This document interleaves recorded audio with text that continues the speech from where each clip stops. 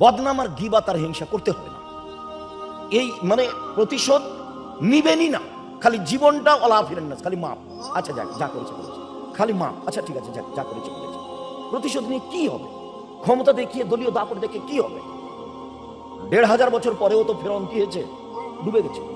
ও তো 1 মিনিটও সময় পায়নি। আমাদের নেত্রী তো ৪৫ মিনিট সময় পেয়েছিল। আমাদের নেত্রী কতদিন পেয়েছিল? ৪৫ মিনিট। বলে সময় ৪৫ মিনিট, দেশ ছেড়ে দিতে হবে।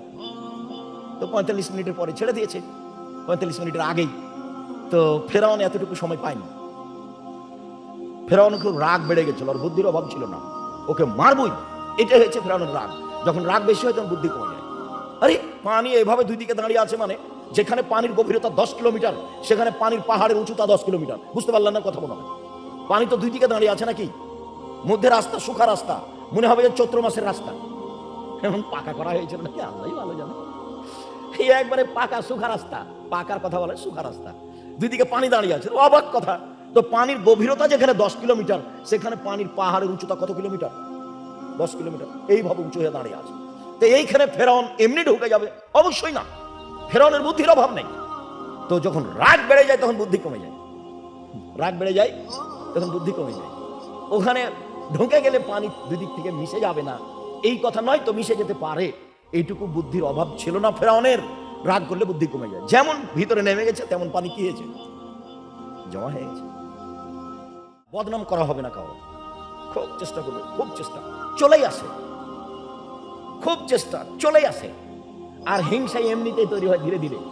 যে আমার আর আপনার দোকান আছে, তো তো আপনার দোকানে খালি মানুষ আসে আর জিনিস নেই, আসে আর জিনিস নেই। আর আমি মনে মনে বলি আমার কাছে তো আসে না, থাম না, যদি একবার আসে তা আমার কাছে এসেছে, তখন আমি বলি ওই দোকানে যাও, জানো না যে 10 টাকা জিনিস 20 টাকা ধরে।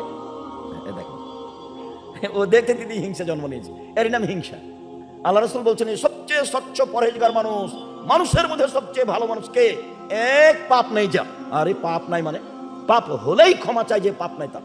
2, সীমা লঙ্ঘন নেই যা। তো সীমা লঙ্ঘন কি? ওই যে একটা মরিচ দাঁড়িপাল্লা হয়ে গেছে, তো মরিচটা কোথায় রাখবো? তো মোহারি দাঁড়িতে রাখতে হবে। এটা যেন হয় না, জমিতে দখল বহু দূরের কথা। 3, আত্মসাৎ।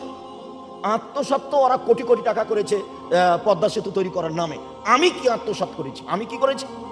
আমি, আমাদের সর্দার গ্রামের বলল যে 100 টাকার বাজার করে নিয়ে আসো, তো আমি 10 টাকার চা খেয়েছি, তো 90 টাকার বাজার করে ভাউচারে 100 টাকায় লিখেছি। আত্মসাৎ। বুঝতে পারেননি কথা? এই আত্মসাৎ। ওটা ছিল পদ্মা সেতুর কোটি কোটি টাকা, আর এটা হলো 10 টাকা, ফলাফল একটাই। তা আত্মসাৎ নেই যার, সেই ভালো। তারপরে হিংসা নেই যার, হিংসা নেই যার, সেই পরহেজগার। 1, পাপ নেই যার। 2, সীমা লঙ্ঘন নেই যার। 3, আত্মসাৎ নেই যার। 4, হিংসা নেই যার, সেই হলো স্বচ্ছ পরহেজগার মানুষ। এ কথা মুহাম্মদ সাল্লাল্লাহু আলাইহি ওয়াসাল্লাম বলেন।